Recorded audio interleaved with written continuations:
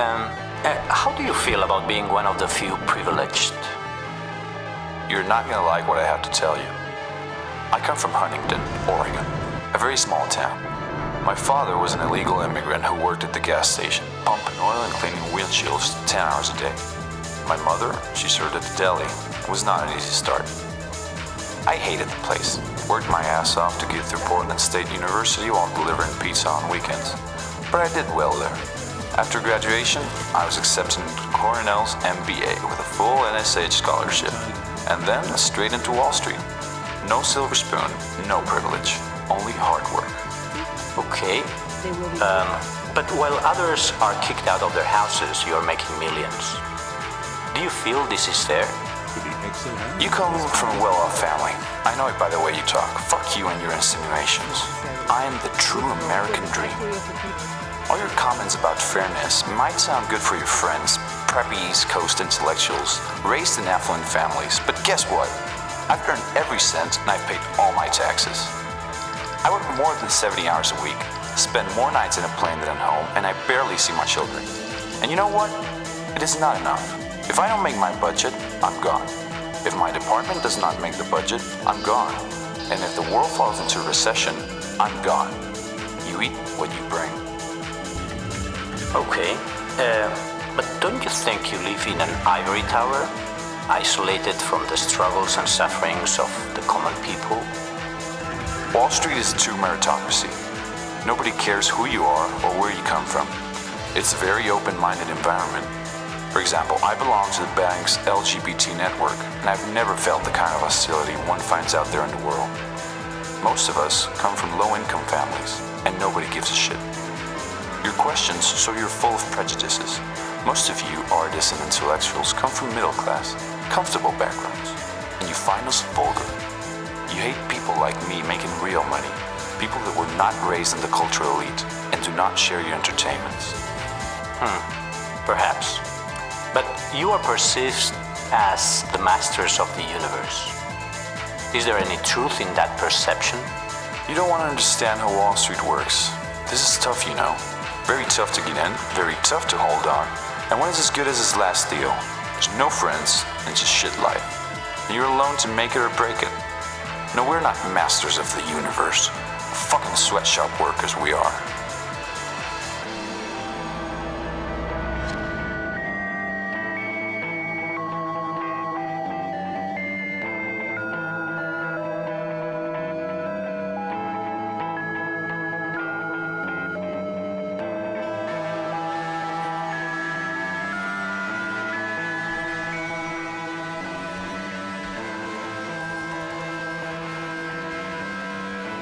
Even hardcore capitalists such as Warren Buffett think derivatives are weapons of financial destruction. What do you think? Financial weapons of mass destruction, that's bullshit. Derivatives are a social good.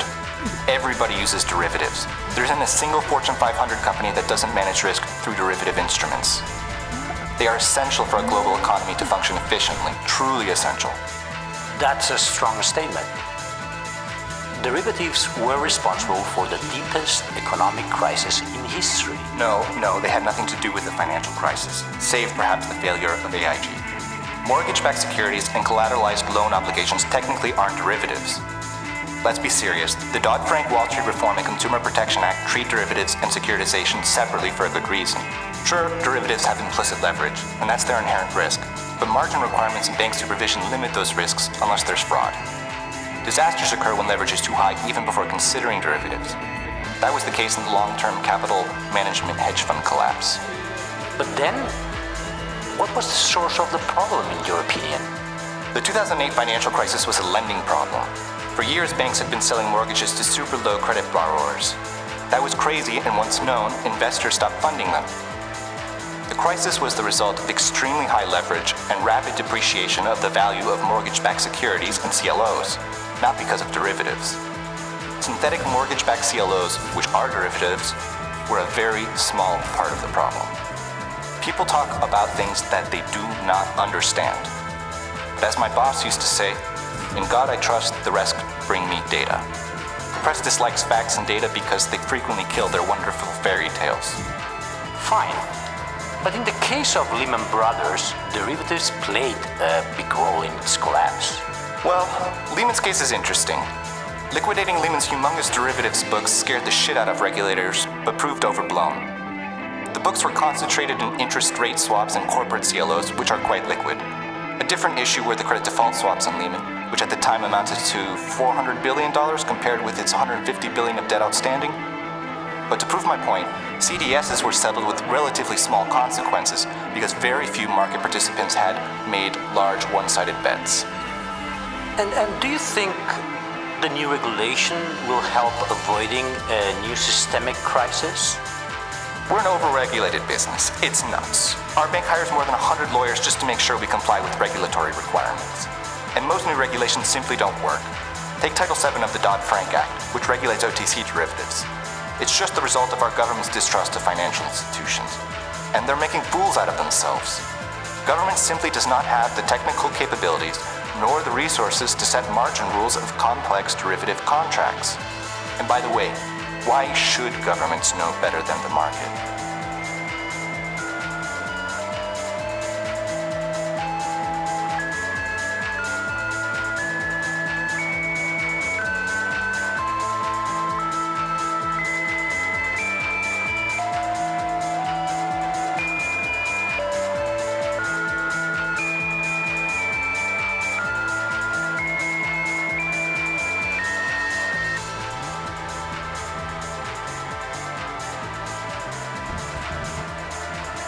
I am a person with very little savings. Which would be your investment advice to me? Well, if it flies, floats, or fucks, rent it. The best advice I can give you is don't invest in stupid things. No, seriously. Okay. Our most important clients are pension funds. We have to take good care of the savings of widows, retired, simple people with very limited resources. Those are our real clients, and we have a social responsibility towards them. We make sure the pensioners get their fair share in a global, competitive economy. That makes me feel good about my job. But I thought your clients were mainly wealthy individuals. Not at all. The wealthy guys are a small part of the money we manage. Although, after the financial crisis, family offices are becoming important clients. You know, it looks like having 200 million in cash is becoming normal. Extraordinary entrepreneurs, risk takers, old money. You meet fascinating people in this business. And why do pension funds pay the huge fees you charge if they are managing the money of common people? The answer is money. What was the question? Okay, money is the answer to most questions. When people ask why investors give us their money to manage and pay the fees we charge, the answer is simply because we deliver.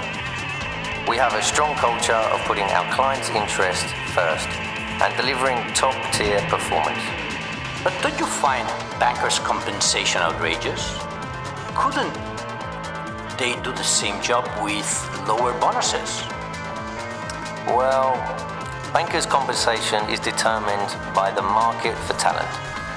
Performance doesn't come cheap. If you pay peanuts, you get monkeys. We hire the best minds from the best universities around the world. Engineers, economists, mathematicians, even philosophers. In fact, philosophy graduates are great. They spend years studying useless things, but once in business, they become real sharks.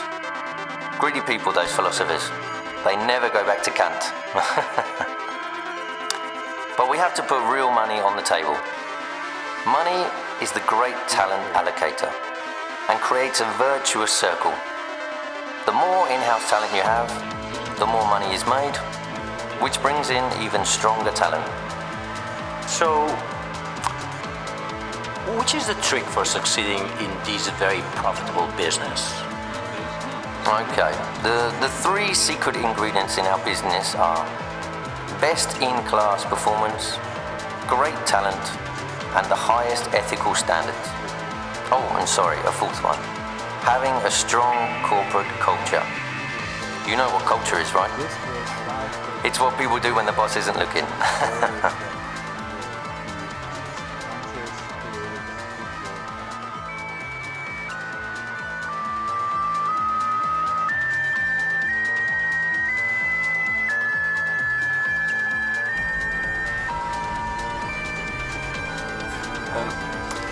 Aren't you concerned about the amazing rise in inequality?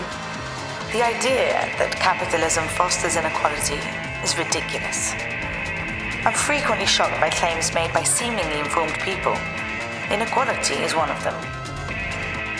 Until the advent of capitalism, there wasn't any growth and the world was zero-sum. The few had everything and the rest nothing. Inequality at a global scale was brutal and remained brutal for 10,000 years. Capitalism changed everything. The well-known graph that plots the development of global wealth and population from, say, 5000 BC until today is mind-blowing. A horizontal line until the 19th century, and then a vertical line of super-accelerated growth that doesn't stop, regardless of horrific wars and periodic crises, until today. Capitalism is the only successful mechanism for economic growth. This is undisputable. Okay, maybe, but growth is not the same as equality. You're right, growth is not the same as equality, but economic growth is essential to reduce poverty. And equality has to be measured at a global scale. For the first 150 years of capitalism, accelerated growth was captured in its entirety by the industrial countries. By 1950, some 750 million people enjoyed wealth and privilege, while 4 billion lived in extreme poverty. For many reasons, including exploitation by the developed countries, the majority of the world's population did not enjoy the benefits of a functioning capitalist system. In the following 2 decades, around the 70s, extraordinary levels of equality were achieved within the developed countries. But this was at the expense of poverty in the rest of the world. Okay, maybe. But why do you say inequality has not increased? Your comment seems to be against current research. Come on, inequality has been decreasing for the last 30 years. The rich countries began removing their trade barriers in the 70s. That meant the creation of millions of new jobs in the poor countries, which, yes, some were at the expense of the rich. For the first time, around 2 billion people started enjoying the benefits of capitalism. Okay, just to put it into context, China went from between 1980 to 2009 from a GDP per capita of $400 to $3,500, with hundreds of millions of people moving out of poverty. Well, that's what I call amazing global equality convergence. But then, how do you explain all this recent uproar about inequality? It's all over the papers.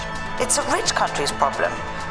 A very recent book by Branko Milanovic, published by Harvard University, shows how income for most segments of the global poorest population has soared, while for the working class of developed countries, it's become stagnant. This obviously creates political problems in the rich countries. And the uproar you mentioned should not hide the indisputable fact that global economic inequality has radically declined.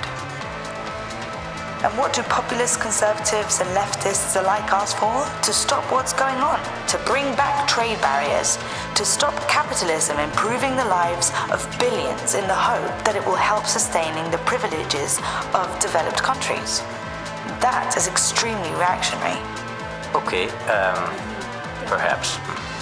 But isn't it, in any case, time to rethink capitalism?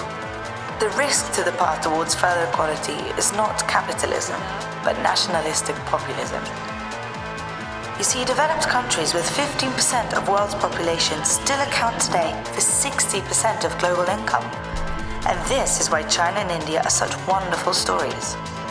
Unless Western reactionary forces stop through immoral policy changes, by the mid-20th century they will catch up with the average G20 income.